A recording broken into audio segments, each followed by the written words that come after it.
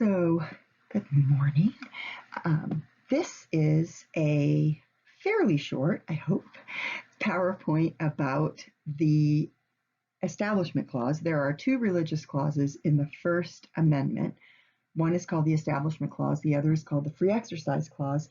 The Establishment Clause is the part of the First Amendment that we most closely associate with the concept of a separation of church and state. There's nothing in the Constitution itself that says the words separation of church and state, but the Constitution does include the Establishment Clause, which says that at the very least, the government cannot establish one religion as the official religion of the United States. As it's been interpreted by the Supreme Court over the years, it's come to mean significantly more than that. And so there's a pretty short section in your textbook about this, so I just wanted to expand on what's in your textbook just a tiny little bit.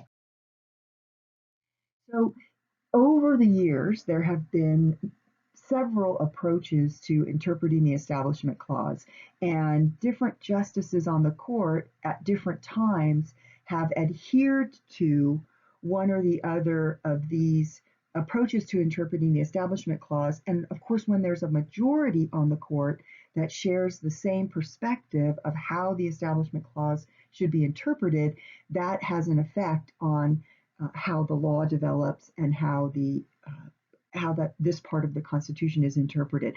So for purposes of this class, I just want to talk about two sort of general competing approaches to give you an idea of how this argument plays out in the political arena and in the judicial arena when cases come before the Supreme Court. The first perspective is what we would call a high wall perspective. It's more formally called a separationist perspective, and it's related to this notion of separation of church and state. And this perspective takes the view that the Establishment Clause requires that all laws passed by state governments, local governments, the federal government, that all laws must be secular in nature. So secular means non-religious. And what this policy generally, this viewpoint generally results in is rulings that try to keep the government separate from religion. So those who favor the high wall approach tend to make the argument that both religion and government function better when they are separated. Not only do we not want the government to be making laws that reflect the policy preferences of one particular religion, usually in the United States, that would be Christianity. Separationists argue that that's a violation of the Establishment Clause because it favors one religious perspective over other religious perspectives or over no religious perspective at all. And so they argue that the laws themselves should be based on secular reasons. So we have laws against burglary because it violates the property rights of people and has nothing to do with the Ten Commandments saying that you shouldn't steal, right? So that laws should be based, government should be able to justify its laws without reference to religion. The other argument that the separationists make is that religion actually benefits from a high wall perspective.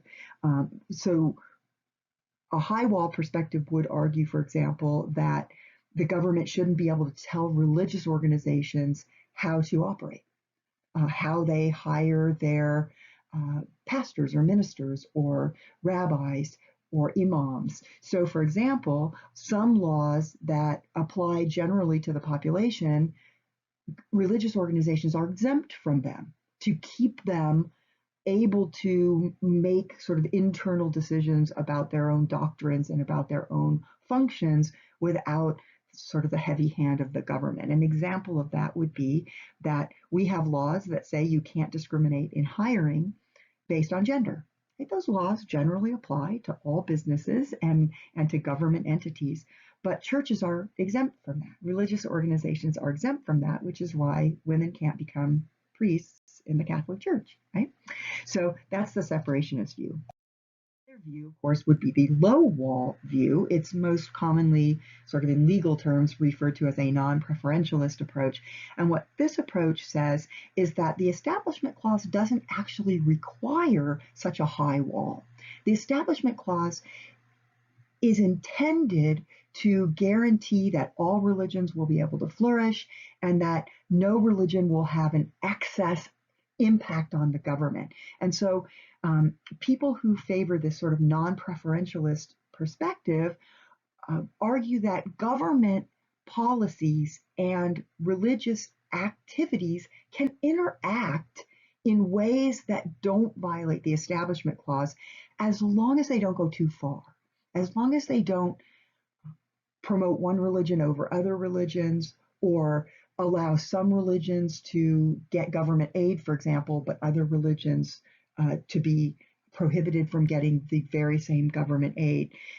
What that's commonly referred to in your textbook and in sort of judicial proceedings is the notion that the church and state should not be excessively entangled together. A little bit of entanglement under this perspective is okay as long as it doesn't go too far, as long as it doesn't sort of obviously benefit one religion over another.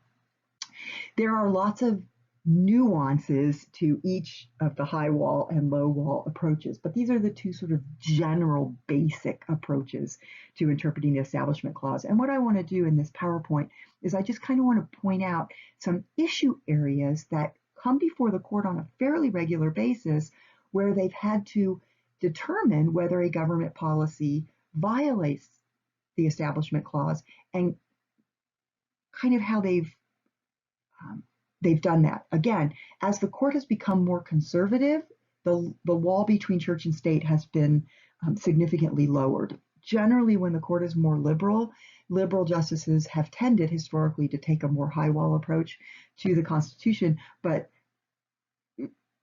so it's related to ideology, but it's not sort of caused by ideology. One of the things that's in your textbook, in fact, I think this picture might actually be in your textbook. It's a pretty famous picture about the Lemon Test. One of the ways that the court has developed over time to determine whether or not a policy violates the Establishment Clause is this test called the Lemon Test. I will tell you, this is a guide that the court can use if they wish to use it. A lot of times they just ignore it or they don't use it at all. But anyway, it's there. The court developed this test over a long period of time, sort of culminating in this 1973 case called Lemon versus Kurtzman, which is why it's called the Lemon Test. And essentially what the Lemon Test does is it says when there's a policy, when somebody has filed a lawsuit against a government entity alleging that the government entity, this government policy violates the Establishment Clause, what the court can do is it can ask 3 questions of that policy. And if the government can pass all of these questions, if the government can answer yes, essentially, to all of these questions, then the policy does not violate the Establishment Clause. So the first and probably most important in terms of how strictly the court usually follows the Lemon Test is that the law must have a secular legislative purpose. In other words, there has to be some sort of a non-religious justification for the law. So for example, if a state passed a law that said everybody has to go to some sort of religious ceremony once a week, that would be something that would clearly have a religious purpose. It would be very difficult for the government to argue that there's some sort of non-religious purpose in making people go to religious practices, right? So it has to have a secular legislative purpose. If it does have a secular legislative purpose, then you can move on to the second part of the Lemon Test, which asks the court to determine whether or not as the policy is implemented, does it have more of an impact on one religion over another, or favor one religion over another, or favor religion over non-religion, or even non-religion over religion. What we generally say is that we want the policy's effect to be neutral with regard to religion. don't promote it, don't denigrate it, just to be sort of neutral with regard to religion. And if it does, if the court agrees that the primary effect of this law is neutral with regard to religion, then you can go on to the third part of the test. And this is actually the part of the test that was added to these two parts of the test in Lemon versus Kurtzman. These two parts had already been in existence for a couple of decades. The third part of the Lemon test the court asks of the government, does the policy avoid excessive entanglement between church and state? So in Lemon versus Kurtzman, the issue was whether or not a state government could assist religious schools in various ways. One of the ways that the state wanted to assist religious schools, and the secular purpose of the law was to help kids get a good education, regardless of whether they go to school, right? And the court agreed that's a secular purpose. The policy applied to all schools. It was an aid policy, a government money policy, and any school could get the money regardless of whether it was a religious school or a non-religious school. It didn't have to be a Christian school. It didn't have to be Jewish or a Christian school, right? It could be any religious school or non-religious school. So the issue before the court was whether or not the policy resulted in excessive entanglement between church and state. And so these are the kinds of things that come before the court. And in 1973, the issue was whether or not the state could do two things for the schools. One was to provide teachers, pay the salaries of the teachers in these religious schools who taught secular subjects. So the math teacher or the science teacher or the PE teacher, right? Because we want kids to get that kind of education, and there's no guarantee necessarily back in 1973 that the nuns or whoever was teaching in the religious schools, a lot of them are Catholic schools, would teach those subjects effectively or in the way that the state wanted them taught. So the idea was that the state would pay for the salaries of the teachers, and then they could kind of control the curriculum, et cetera. The other thing that was happening in Lemon versus Kurtzman in this state was that the state was providing the schools, the religious schools, with the textbooks that the state schools used to teach secular subjects. Like they would provide them with the math books that had been approved for use in the public schools. And so they would provide those textbooks to the religious schools so that the kids going to the religious schools would also get education in math the same way that the kids who didn't go to the religious schools were getting education in math.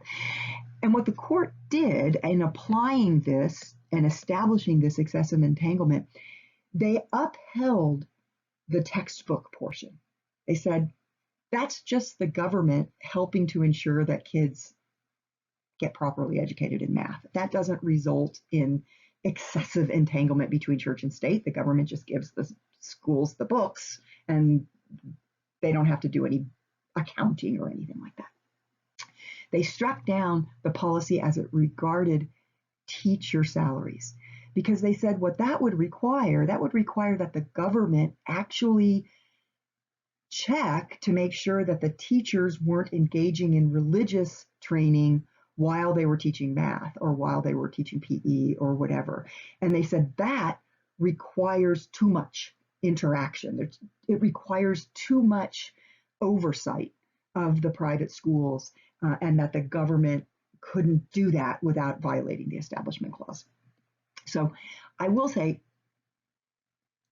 the justices on the court, nobody likes the lemon test. Everybody thinks the lemon test is kind of a lemon in that sense, in part because excessive entanglement is a really imprecise measurement, right? What one justice, who is a high wall justice, is going to see everything as excessive entanglement, and a low wall justice isn't going to see anything as excessive entanglement. So the lemon test kind of sucks, but it still exists. It's never been overturned, but take it with a grain of salt. Religious instruction in public schools is the clearest example of the high wall approach by the court that you can find. So this is obviously a group of kids praying with their teacher in schools. This is no longer allowed, but it's kind of a cool picture.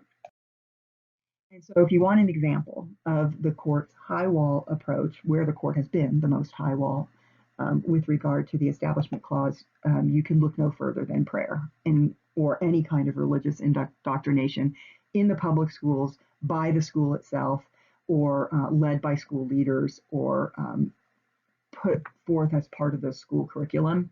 The ball got rolling on this in 1962 in a case called Engel versus Vitale, where the Supreme Court ruled that a prayer that was required to be recited at the beginning of every school day, that prayer was written by the state legislature and then given to the public schools, and teachers in the public schools, paid for by taxpayers, were expected to lead the kids in prayer, whether the kids were religious or not, whether the kids were Judeo-Christian or not, whether the kids believed in one God or not. They were required to pray in the schools. The teachers were required to lead the class in prayer, and the court struck that down in 1962. And since then, the court has been very high wall when it comes to religious training within the schools. So they've struck down, for example, policies that had students or teachers reading random Bible verses at the beginning of the school day. The court said, yeah, that violates the Establishment Clause as well. And they struck down prayer at public high school graduation ceremonies as being a violation of the Establishment Clause. Essentially, if students want to pray individually or in groups outside, like at recess or when they're on breaks between classes, that doesn't violate the Establishment Clause. What violates the Establishment Clause is the religious instruction being supported by, encouraged by, facilitated by the school itself during the school day, where the kids are a captive audience in that sense. The court's been very hesitant to allow any form of organized school-sponsored religion or religious activity in public schools. So that's your high wall example. Part of the reason for this is because the government requires that kids get an education, and most kids go to public schools. And so the court has said, because the kids are a captive audience and most parents can't afford to send their kids to private schools, it is not the government's job to teach kids religion. It's a private matter that parents have to take on themselves if they choose to have religious training for their kids. And it's not the place of the schools to decide what kind of religious training kids get, because not every kid believes in the majority religion of any given area. Where the court's been really low wall is in issues that involve, say, the use of government property, right? So schools, they're not always open for kids, right? The school day ends, but those school buildings are still valuable public resources that could be used by outside groups for after-school activities or for community activities or even for religious activities. And the court's been very low wall with regard to using public facilities, including schools, for even for religious practices, as long as those facilities are generally open to the public. You could apply to use the school for a neighborhood carnival or something. The court has said you can't tell religious groups they're not allowed to use the school, but then let other groups use the school. That would be in violation of the Establishment Clause as well. An example of a case is from 2001, the Good News Club versus Milford Central School District, involves a religious organization that wanted to use classrooms within the school. They wanted to get a permit to hold an after-school program, voluntary, right?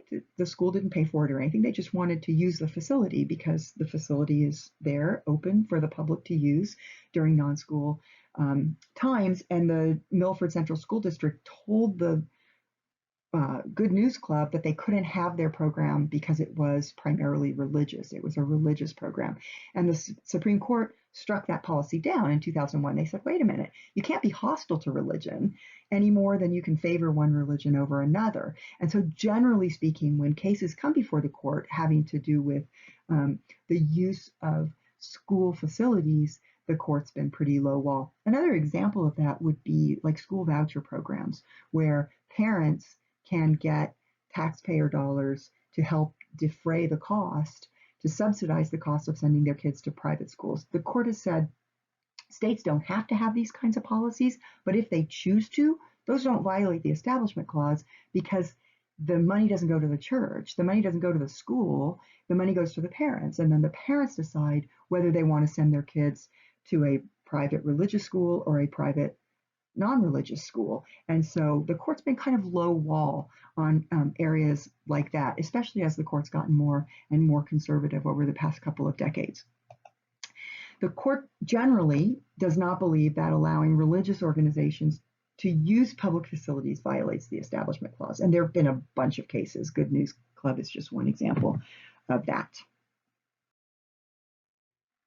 The last thing that I want to talk about is that, I'll give you both cases, is that public displays that include religious content give us an example of how context matters, where it's not entirely clear whether the court's really low wall or high wall. So I just want to kind of give you, I think this is a really interesting example of how it depends on the case facts. Every case is different that comes before the court. And again, this is an example maybe of how the Lemon test doesn't necessarily give the court a unanimous answer to the questions that come before them. So these are two cases that involve, it's kind of hard to see from these pictures. These are the best I could find on the internet. Two cases. One is called Lynch versus Donnelly, and the other is called Allegheny versus ACLU. You can see that they were decided relatively soon. They weren't decided too far apart by the court, but they both involve holiday displays during the sort of holiday Christmas season. And in Lynch versus Donnelly, this is a display on a public property because it wouldn't raise Establishment Clause questions if it didn't involve the government in some way. So this is a public park where the city put up a religious and non-religious holiday display. So you can see if you look really closely that this is the creche, this is the baby Jesus and Mary and Joseph and the animals and stuff, the baby in the manger. This is Santa Claus, so these are the reindeer. So this is considered secular because lots of people celebrate Christmas as a secular, non-religious holiday. Obviously, this is non-secular. This is religious. You have a Christmas tree. There's snowman. I think somewhere in here, you can't really see it, but I think somewhere in the display, there's like a candy cane and some elves and that kind of stuff. And so this display was challenged as a violation of the Establishment Clause. And in 1984, the Supreme Court said this does not violate the Establishment Clause. This display includes religious and non-religious symbols of a holiday that is widely celebrated by people who are religious and non-religious. And so they said this doesn't violate the Establishment Clause. It's not excessive entanglement to have a tiny little bit of religious stuff in with a bunch of non-religious stuff. In 1989, the court came to the opposite conclusion when it was asked to review a religious display inside of and outside of the Allegheny courthouse. This case was brought by the American Civil Liberties Union, and it came to the court in 1989. This is a picture of the religious display that was inside the courthouse, right? So you come into open the doors to the courthouse, and you come in and you see this manger display, right? It is pretty much wholly non-secular. It is there's no non-religious part to this display. What you can't see is above the display, up where the arch is, there was also a banner that said "Glory be to God for the birth of Jesus Christ." So clearly a religious sentiment. Outside the courthouse, they had what they called a salute to religious liberty, and it had religious symbols from a wide range of religions that are practiced in the United States. So they had a menorah, they had some Christian stuff, they had representative statuary from a wide range of religions, and it was designed to celebrate America's religious diversity. The Supreme Court allowed the display that was outside the courthouse. They said that doesn't violate the Establishment Clause because it is it doesn't say you should practice one of these religions. It just acknowledges that that America has a long religious tradition of religious liberty and hopefully religious tolerance. They struck down the display within the courthouse, and the part of the reason they struck it down is one, because it was wholly Christian. And they said that favors one religion or one type of religion over others. And they also struck it down because it was inside the courthouse. And they said when people come to the courthouse, they need to believe that they will get neutral justice. They won't get better treatment if they're a Christian, or worse treatment if they're not a Christian, or worse treatment if they're a Christian. And so the court has to be especially careful to be neutral about that. So that's the Establishment Clause. It has to do with the use of public money, public policies, public property for purposes that could be construed as potentially the government taking a position about a religion. And so high wall, low wall, there's no right or wrong way to interpret the Establishment Clause in your own head. But the Supreme Court oftentimes has to make these kinds of decisions when cases come before them.